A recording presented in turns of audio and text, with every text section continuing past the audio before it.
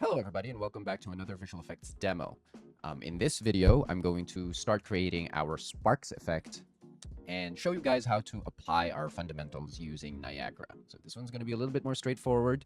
I'm just going to go and create this effect that you see on the screen right now. And as I'm working, I'm going to be talking about sort of the mind frame of how I'm creating this effect using sort of the different Niagara modules, as well as sort of we're going to be talking about, some blending regarding shape, some blending regarding color, and how to sort of adjust timings with scale, sprite size, and velocity as well. So with that, let's go ahead and get right into this. So I'm going to just delete this and start from scratch. By the way, before you start, I heavily suggest that you have your material instances set up. So these are just instances that you would have and would be able to use in Niagara. And if you haven't made these instances before, I heavily suggest that you go back to the material graph video and kind of go to sort of the ending parts of that video and learn how to create these instances again, because these are going to be what you are going to use to create your particle effects. So let's begin. I'm going to go into my Niagara folder and I'm just going to create a Niagara system. But if I open that, if I double click it, it's going to open the Niagara system and it's going to bring me to this interface. So we can go ahead and start creating our visual effect. First, I'm going to put this in the level immediately because obviously I want to see what it looks like in the level as I'm working, because this viewport is rarely ever accurate in terms of sort of the lighting and the environment, and it has a lot of like distracting stuff in the background. So I want to work based off of what I'm seeing on the viewport already. And to get this started, I'm going to start with the core of my effect. So I'm going to start with the core of my effect. So I'm going to rename this emitter. You can, just double click the emitter or select it, hit F2, and I'm going to name it to flash core. And so this is going to serve as sort of the center of my effect. When we have, I'd like to take this time to talk about the sort of the core contrast fundamental that we have in terms of color. So we usually have two layers that are sort of the basis of our visual effect. We have the core layer, which is the center, and the contrast layer, which is sort of the outer, more subtle layer. And the idea is that your core color or your core layer is the hottest part of your effect, so that the eye of the viewer gets funneled into that core. And so you want it to be bright, and you want it to be at the center of your effect. So I'm just going to go ahead and go into sprite render and sort of replace the material here. And as you can see, it's already going to start showing up on the viewport here on the level. And so the first thing I want to do here is to kind of make sure that we have a spawn rate, a consistent spawn rate going, right? Because right now it's this emitter state is set to once fixed. So it's set to once and then fixed. And then so what happens is that the system is only going to fire once and then never fire again. And so that's obviously we want it to be looping, and so we need to keep this going. And so what we're going to do is we're going to go into loop behavior, click on infinite. And what this does is that every 2 seconds, because the loop duration is set to 2, every 2 seconds it's going to fire one particle, depending on what the number on the spawn count here is. So on these two work in tandem. This is how often the emitter loops, and this is how many particles it spawns every loop. So right now it's set to 1. So right now it's firing 1 particle every 2 seconds. So there you go. So now we have something that loops. We can start tweaking a few other properties. Sometimes I like to start with initialize particle first. And so here I can set my lifetime, my sprite size, and my color. And I want to get a feel of what this particle is going to look like, right? So for example, if I set the lifetime to 1 it's going to appear and then fade out faster, right? I can change the color here. So if I want like a fire effect, if I want that kind of fire effect, I'm going to go ahead and, you know, bump up my color to, I'm going to shift my color to like something like yellow to yellow orange. And then I'm going to bump up my value to something like 150. Sometimes 150 is too bright. As you can see, it washes out all the colors.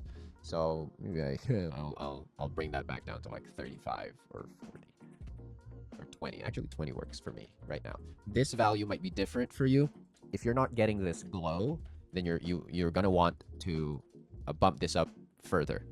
You have to. The important thing is you're getting this nice hot glow here, because sometimes you would bump it up and it would be, you know, it would be like this color, right? Which is, it's glowing a little bit, but it's very subtle, and it looks a little bit pale, right? And so you want to bump that up until it starts glowing. So for me, like 25 is where it starts to go. Maybe that's a little bit much, so maybe I'll bring it down to 22. And that gives me a nice white glow at the center, and then it kind of just, you know, becomes a more saturated yellow towards the end or towards the outer layers. And so that's kind of what I'm looking for right there. And so I think I'll keep this at 22. Right, so a little bit of that, you know, core contrast fundamental again. I'm still looking at sort of the brightest point of my visual effect, which is the center right here, and then the less bright spots, the outer layers or the outer portion of this texture, which is, you know, it's turning into that yellowish or kind of more saturated yellow towards the edges of the effect. And so with just this one layer, I kind of already have a good foundation for my core contrast to pop, right? And so later when we start building our layers, we're going to, you know, keep adding to that and enhancing that foundation. So right now this is looking pretty good. I think I might set my my uniform sprite size to 75 just so I have a good size from a distance, right? But so right now this is looking okay, and now I kind of want to start tweaking. So I have my shape. I have sort of the base shape of the texture, and that's going great. You can see it has, you know, some soft glow and a lot of the sort of the God rays kind of going outward. So I'm liking the shape. I'm liking the color. Now I kind of want to adjust the timing, and in Niagara, a lot of the timings are going to be driven by two things. Number one is sort of the loop duration on your emitter. And number two is going to be driven by the lifetime. So lifetime drives a lot of the animations that you're going to use in particle update. So anything that has anything to do with scale, like scale color, scale sprite size, what else? Sometimes forces and velocity can also be tied to the lifetime. And so you're gonna want to you know, make sure that you have a good set of you have a good number set to your lifetime as you go. Right now I have it set to 1, and that allows me to see the fade out as it goes. So the first thing I'm going to do is to kind of recalculate how fast I want to fire off my particles. And so I kind of want to decide what the tempo is going to be. And you'll start to see that as I change the loop duration over here. If I set it to like 1, it'll start going faster.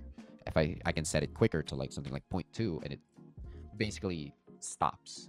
And what happens there is that it's spawning a lot of particles, and the particles are overlapping with each other, and so you're not seeing a lot of animation going on. And so that kind of happens when you have a loop duration that's too quick, and it's beginning to overlap. All of your particles are beginning to overlap, and you're not seeing any kind of animation anymore. And so you're gonna want to blend this loop duration with the lifetime that you have set. So right now my lifetime is at 1, and so if I set this to 0.2 like I originally wanted, all the particles are just going to overlap. So what I can do is to set the lifetime to something like 0.2 as well, to kind of make that lifetime quicker, right? And so now you could see this sort of pulsating texture that we have. And I think that might be pretty good for that. I'm going to give it a little bit more randomization in terms of the spawn timing, so that I can get a more random tempo. Because the weird thing about like constant tempos like this one is that it's so predictable. Like you can count the tempo as it's going, and so obviously that's not very natural looking. And so I want something that's a little bit more erratic. And so on the loop duration, I'm going to randomize this. You can do that by clicking this drop down arrow right here and choosing a different data type. And so I'm going to choose random range float. And what this does is it gives you a minimum and a maximum, and it's going to randomize between those two. And so maybe for my minimum I'll do 0.18, and then for my maximum I'll do 0.22. And so that gives me enough range that it varies from time to time, that it just kind of breaks up that monotony. I could also do that with the lifetime. With the lifetime, I don't have to change this. I can just go here on the lifetime mode and set it to random, and that's going to give me basically the same thing. So I can set this to like maybe 0.18 to 0.2. And so that's going to give me more randomization on the timings of my particles. So now we have a more natural feeling spawn timing, a more natural feeling tempo. I can start to randomize other aspects of this particle. For example, right now the flash is a little consistent, right? And so we want that sometimes, but we also want a little bit more randomization on that end. So just again, to make it feel a little bit more natural. So right here on sprite size mode, I'm going to set random uniform. And same thing with lifetime. I'm just going to set sort of a random range of numbers, so that there's just enough randomization going on that it feels more natural. You can go ahead and exaggerate this, so don't be afraid to like set big numbers and big ranges, because that's kind of how you get a feel for, okay, what is the randomization that you want. Obviously, I've been doing this for a while, and I already have a certain feel for this kind of effect, and so I know like the different ranges. For me, a good rule of thumb is a range of 50 is good enough, but it always depends. It always depends on the context of your visual effect, and you'd want to set just enough randomization that it feels natural, but not so much randomization that it feels like it's everywhere and non-consistent. And so for me, like I said, usually that's like a range of like 50. So it's like 50 to 100, 100 to 150, or any kind of sort of increments of 50. But for me right now, maybe I want to do something like 50 to 85 because I want this to be a little bit more consistent. I could also randomize the rotation. So in sprite rotation mode, I could set this to random as well, so that it's giving me different rotations every time it spawns. And I could also randomize the UV. I could set it to random X and Y. And what that does is it kind of just flips the texture vertically and horizontally randomly per spawn. And that's going to give me just more randomization as it goes. You have to be careful with UV mode and rotation as well, because you have to make sure that your texture is centered completely. If your texture is off center at all, you're going to get some weird rotations going in your particle, and obviously you want it to be rotating freely. So make sure that your textures are centered before you fiddle around with the rotation on the sprites, because yeah, it's gonna look weird sometimes. So there you go. I have just by tweaking a few settings and doing a little bit of randomization, I have my core. The fade in effect, sometimes you do want that depending on the style of your game. Sometimes it's good that it's fading out, but for me, I kind of don't like it, because there are frames that it gives me this kind of frame which is a little bit pale in terms of the color, and I like avoiding that as much as possible, because I want my core to be consistently bright all times. So what I can actually do is I'm going to turn this off, the scale color. I'm just going to turn it off so that my core never turns off in terms of the emissive. But so now what happens is that it becomes so stiff, it becomes like, it's popping in and out. And so what I can do to kind of bring back a little bit of that transition again is to, instead of scaling the alpha like it does here, I'm going to scale the sprite size. So we could go ahead and click on the plus icon here on particle update and add scale sprite size. There you go. If I hit enter, it'll just do that. And so now you can see that it's animating. And like I said, this is driven by the lifetime. So the quicker the lifetime, the smaller the number of the lifetime, the faster this animation is going to go. And so you're going to want to blend that so that, you have enough lifetime, but at the same time, you're not like having slow animations or linear animations. And I'll show you what that means in a second. Because right now, so this is the scale sprite size, similar to scale color, is operated by a curve. And so the curve, this is, like I said in sort of the previous video, this is always going to be value over lifetime. And so right now, and scale is always normalized. It's always just 0 to 1, because this is a multiplier.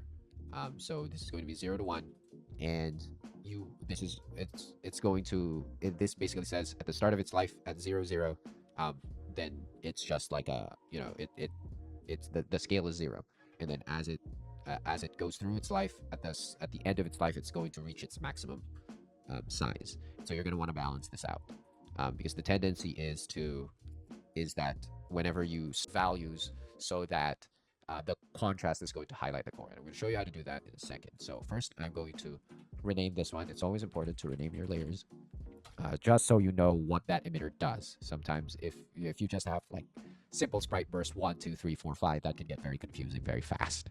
And so as you stack up your layers, it's important to rename your particles or your emitters. And for this one, I'm going to go ahead and make it. I'm going to go ahead and make it a little bit larger, maybe make it a little bit slower as well. And so I'm going to go ahead and first, a good rule of thumb is the contrast is always larger than your core. And so I'm going to go ahead and scale the sprite size here, maybe by two times, or maybe even 3 times, depending on the texture that I have. So as you can see, there you go. It immediately it becomes so much bigger, but now it's just like a larger flash. And so I want to tone this down a lot. And for this, I am using a gold color for my core. So this is my core color right now.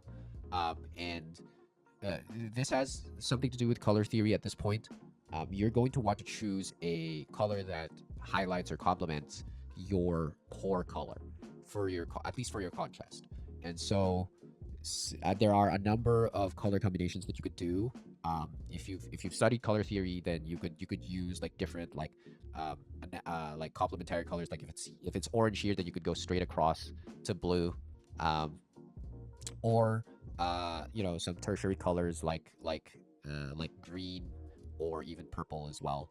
And so this begins to start. This begins to go into the sort of the different sort of artistic tastes that you might have, and so don't be afraid to exaggerate here and explore different color combinations, because at the end of the day, this is going to be a lot of trial and error and experimentation. But a good rule of thumb is, if you have a more desaturated color like this yellow, then you're going to want to pick a color that's more saturated for your contrast, and you're going to pick one, and then you're going to tone down the brightness. And so right now I have it at 22. This is not going to work because it's so bright. And so maybe I want to bring it out to maybe like 10, or even like maybe even like 5. And so that's going to give me a considerably more subdued color. And so the other thing I want to do is kind of make this a lot more consistent. And so I'm going to just go ahead and set this like 0.3 maybe, or maybe like 0.2 to 0.25. And I'm going to get rid of, I'm going to tone it down a little bit more. So right now I made it a little too big. Like I said, this is just sort of a result of like over exaggerating at the start just so I could see the effect immediately. And so now I can start toning it down. So maybe like, 100 to 150 would do. Okay, that's kind of better, right? So maybe like 150 to 200 is also good. I'm also going to maybe make this a little bit more consistent. So maybe like 0.2, or maybe like just 2.18, just so it's a lot more consistent, right? And maybe I also want to like change the material of this as well. And so I'm going to go back to my content browser and choose a different thing. And maybe I want something that's a little bit more volumetric like that, right? So it's a different texture, and so that immediately adds a lot more variation to the effect. So maybe that's something that I think that's starting to look okay. And this is what I'm really looking for here is this frame right here. You have a saturated color that's going further into a more brighter, hotter color, which you can get with just the one, but most often than not, you're gonna have to like layer some kind of contrast color on top of your core color just to get that nice transition. So I think that's pretty good as it's going. Maybe I kind of want to, lessen the randomization here just so it's a little bit more consistent. And maybe 0.18 is too. There you go. I could tone this down a lot more by tweaking the alpha. And so right now it's the alpha set to 1. I can kind of expand this and show the RGBA. And right now the alpha set to 1, I can just set that to like 0.5 just so it's a lot more subtle and not sort of overbearing. I still want the core color to show through and not get eaten by the contrast color. And so I'm going to tone down the alpha a little bit just so it's not so overbearing. And so yeah, there you're getting that nice transition from bright color to soft contrast color. So I think that's doing pretty well, right? Now we have our contrast color against our core color. We can enhance this a lot further by adding a fake glow to the effect. And fake glows are essentially just, it's just going to give more sort of volumetric glow to this effect that you won't be able to get with just these two layers and then bloom, because the bloom is not enough. And so a lot of the times we add a fake glow to this. So I'm going to go ahead and duplicate this again and rename this layer to fake glow. And for the glow, I'm going to use this that it's not distracting. This is also part of the effect where maybe I want to change up the timings, because the problem with this kind of effect is that sometimes you get dead frames, which is essentially like frames like this one where a layer is too small, right? So it looks like there's gaps in the effect. Sometimes there's just like it has layers that are perfect, like this one, like frames that are just perfect. But there's also frames where it's like where maybe the contrast is like here, right? The contrast becomes too small, or the core is too big, or even times when the entire effect kind of vanishes. And so we want to limit dead frames as much as possible. And to do that, I'm going to go ahead and maybe like switch up some of the timings here. Maybe for the fake glow, I want it to be a little more consistent. And so I could have I could do just a ramp up and down for this one. And that gives it a lot more, a lot more consistency. Same with this one. I could make it like that just to give it a lot more consistency in terms of the effect. Right? The problem is, like I said earlier, you're gonna have to like randomize these timings a little bit more, because the timing of this is very symmetrical, and so it becomes that consistent tempo again. Right? For the fake glow, maybe if this isn't working, I could also just put it back to scale color and have it fade out normally. And so the size stays consistent all throughout, right? So It really depends on like what you want to achieve in terms of the timing. So you can start fiddling around with that. But for now, I think this is pretty good. I think this is pretty good. Maybe I think I want some quicker timing, so I'm going to maybe make this like just 0.1 to 0.15.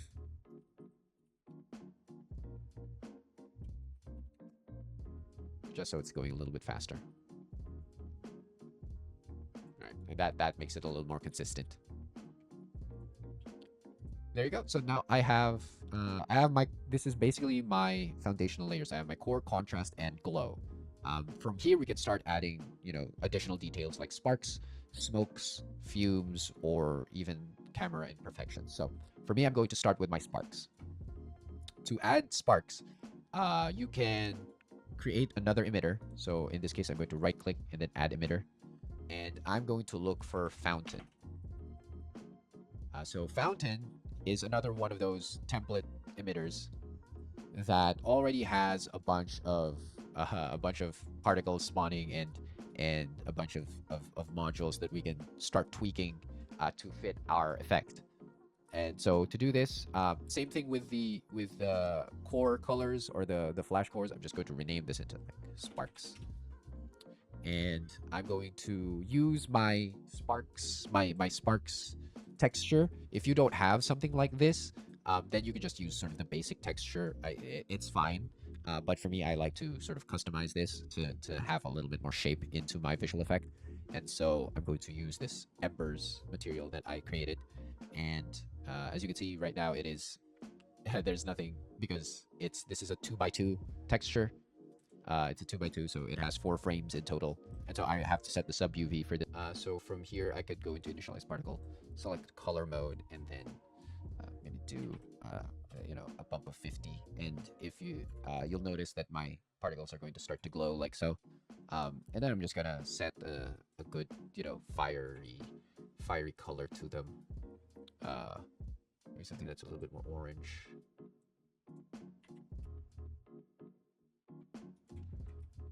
I think something like that is good. I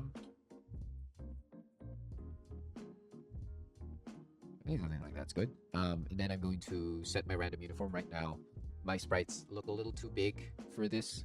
And so I'm just going to set them to like maybe 2 to 8. Just so they're not huge. Right? And for this one, I'm going to turn off scale color because I definitely don't want the emissives on my sparks dying out. And as you can see, this already has some kind of some physics. It has a velocity in cone, which is just, this means that there's a cone type of velocity, and it's applying it makes the particles slow down as they go through the air. It's like air resistance. So if I set a high coefficient on the drag, it's going to slow down sharper, right? So the higher it is, the stiffer it looks. And so as a good rule of thumb, I try to keep this like a 2 to 2.5 maximum. If I'm using really high velocities, then I can use higher values on the drag. But for the velocity that I have, which is like 500 to 850, this should be fine. So now I can also add a little bit more shape to my effect, to my sparks. Right now they're all kind of the same size, and if you've ever watched any kind of animation, you can see sort of the illusion that it kind of elongates or it stretches as it moves faster. And in Niagara, there's a way to do that by going to particle update, adding a module called scale sprite size by speed. And when you do that, it's automatically going to apply some stretching, but obviously we could still exaggerate this. So for example, basically scale sprite size by speed has 2 sections. It has minimum scale and maximum scale. And this is the scale when it's fast, and this is the scale when it's slow, and this is the scale when it's fast. So when it's slow, I kind of want it to be short and fat. So I'll just do like maybe like on the x-axis I'll keep it the same, but on the y-axis I'll make it a little shorter, like 0.6. And on the maximum scale factor, I want it to be thin but long. So maybe I'll do 0.8 on the x-axis so that it's thinner, and then maybe I'll do like something like 5 on the y-axis so that it's longer. And so you can kind of see it already start to stretch. If I turn this off, you'll see sort of the difference between those two, right? So this is a little bit more nicky. It has like just tiny particles that look a little bit weird.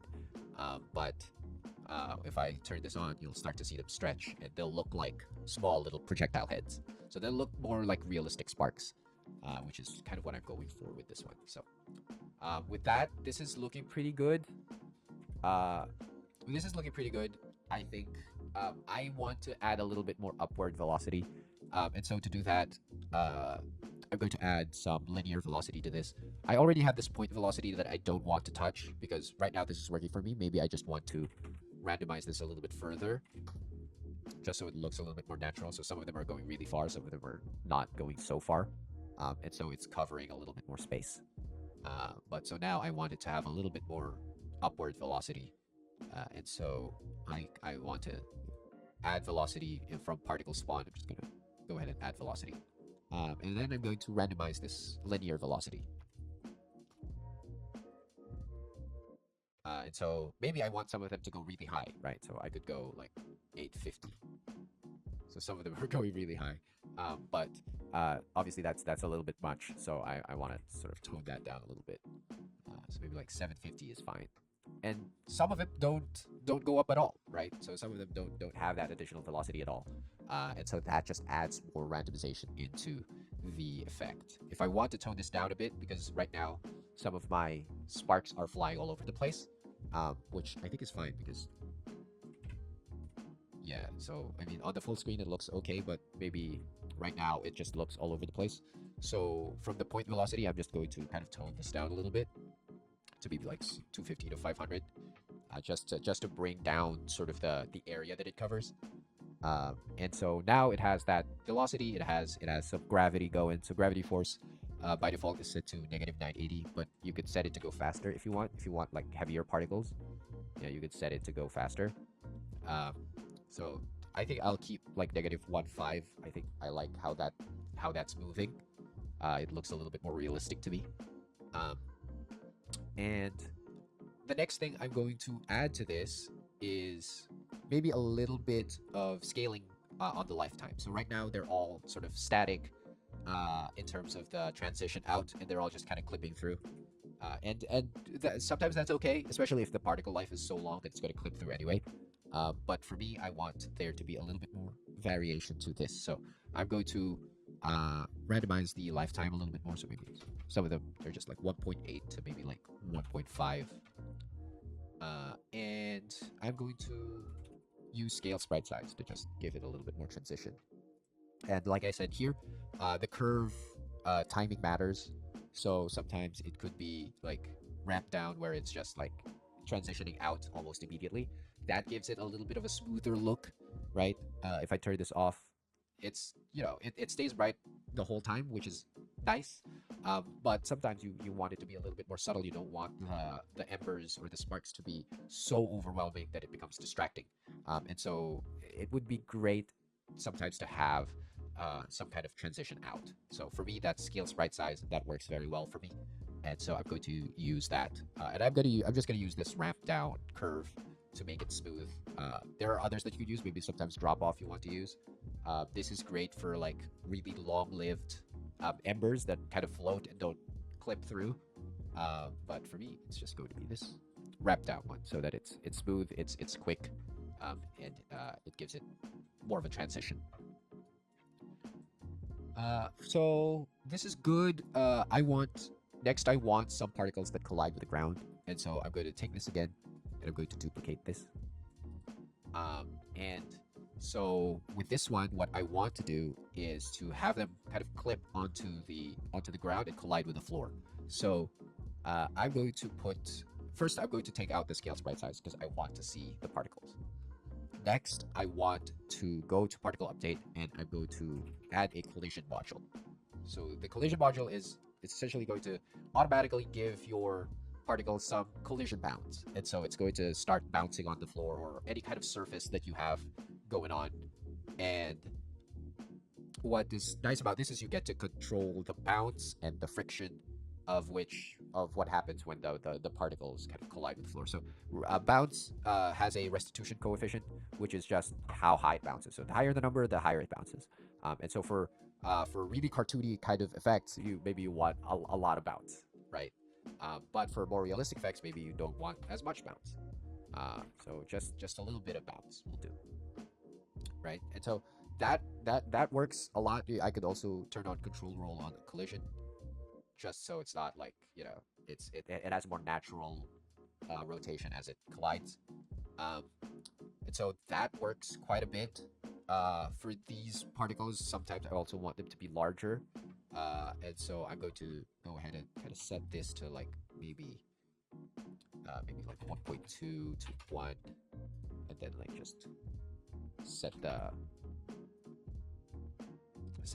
max on the y-axis to 10 or something high, just so it elongates a lot more, right? So I can keep doing that for the rest of this, depending on the style that I want to do, right? I can exaggerate this as much as I want. So if this is a more stylized effect, then maybe you want a more exaggerated effect on this one. But for now, I think this is working pretty okay.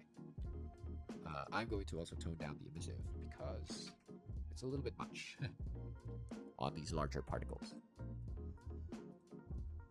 I want them to glow just enough. I don't want it to be super distracting. So I think that's good.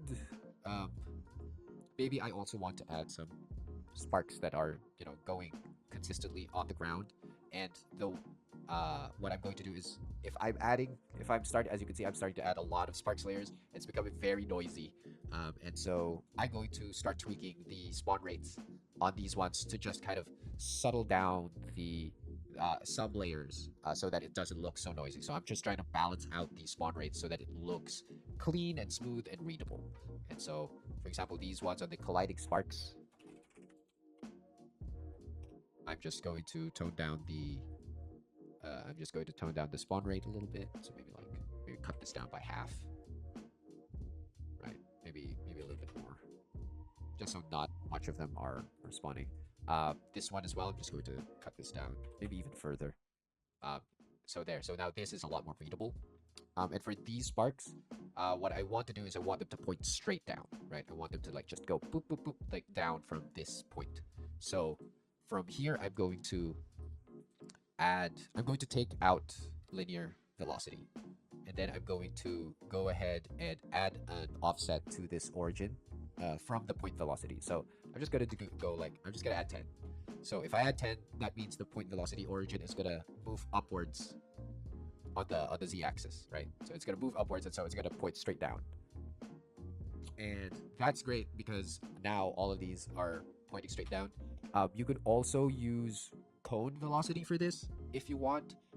If you just want from in cone, this might be a little bit more accurate in terms of the way that it points out. And you could also control sort of the angle on this one. There, so if I set it to 180, then it's gonna go in many places. And I'm just gonna, so you could use this.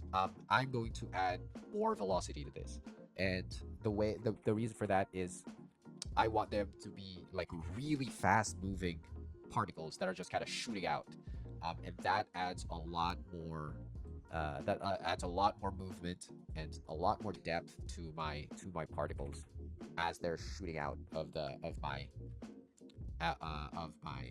sparks. So see there, it's like there's more sort of those welding kind of sparks that are shooting out, and it adds a lot of variation and a little bit more depth. So that's kind of what I was going for.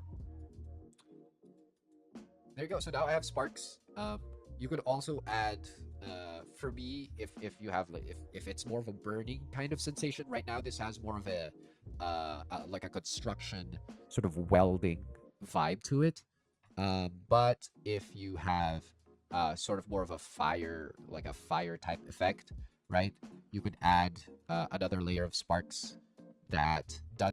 I'm just going to Go ahead and do 8 by 8 right there. It's right there. So I'm going to give it a little bit more color. And then on the scale color here, I'm going to first make it animate by adding a sub UV animation module. Then I'm going to choose sprite render, and it's going to start animating like so. Right now I have it set to 1, which is, I think that's fine. I'm going to set this to infinite again, and then maybe like 0.15. Then I'm going to randomize the...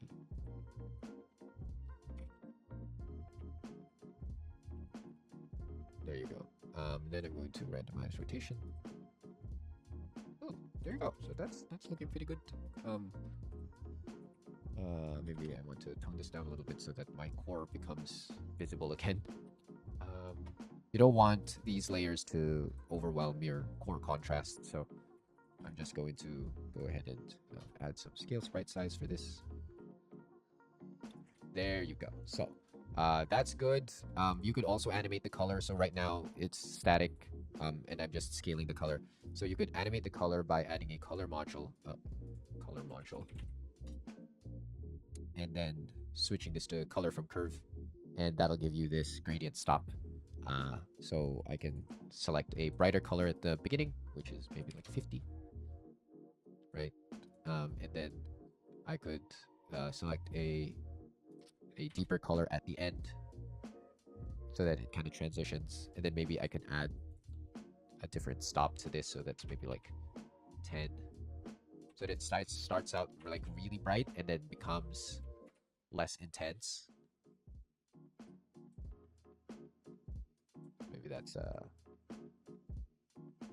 sometimes you have to adjust the way that it looks, so like here.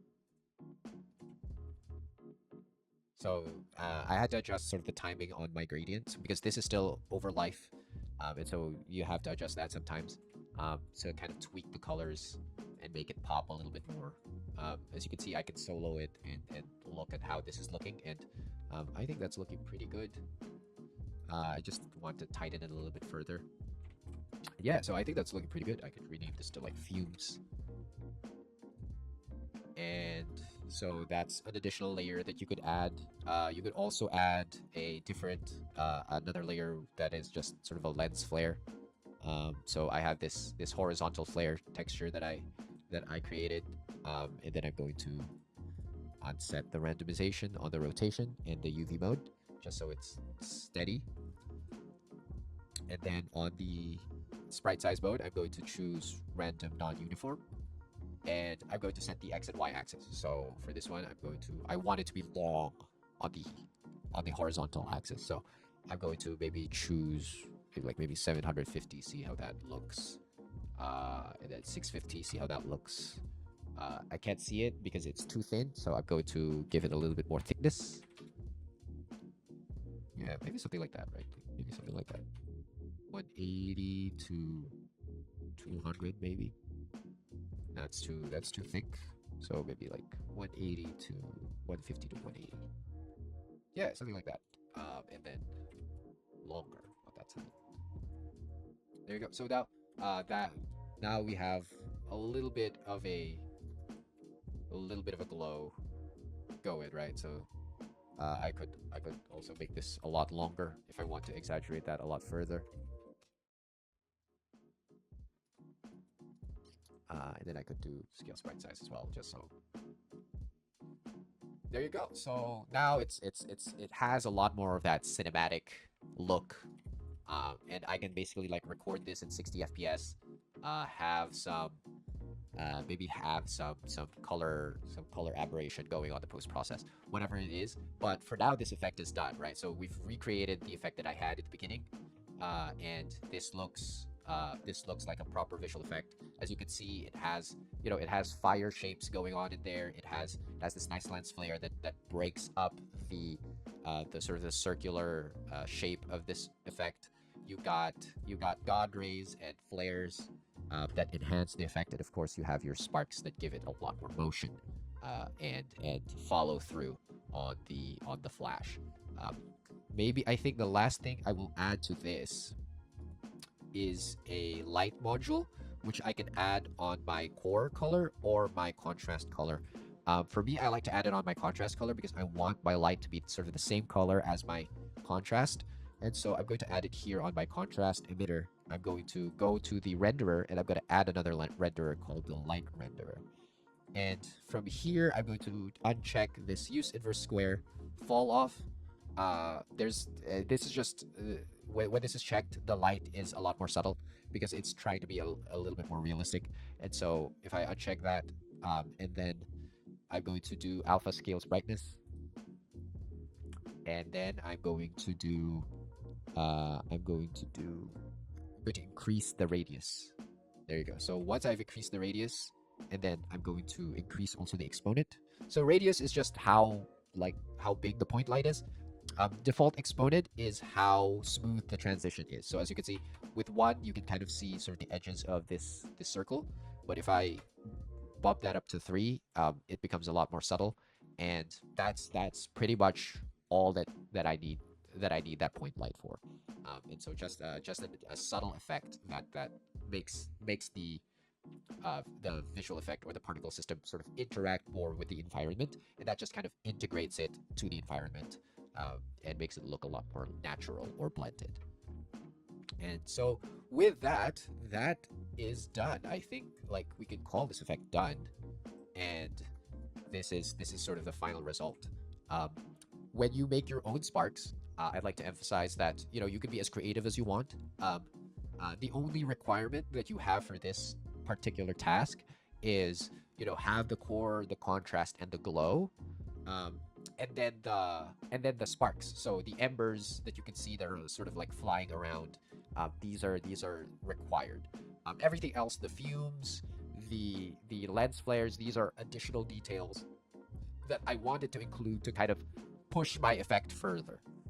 You don't have to have something that's over the top, but it would be nice if you had sort of an additional layer that gives your effect a lot more sort of creativity and a lot more flair to it. And so you could be as creative as you want with this effect. And we can continue to improve this as the term goes on. So like I said, the deadline for this is at the end of the term, and we are going to present this to the class. And so try to do your best and try to be as creative as you can. But that about wraps up this lesson. So let me know if you have any questions. Go ahead and message me on Discord. And I'll see you guys in class. So bye bye.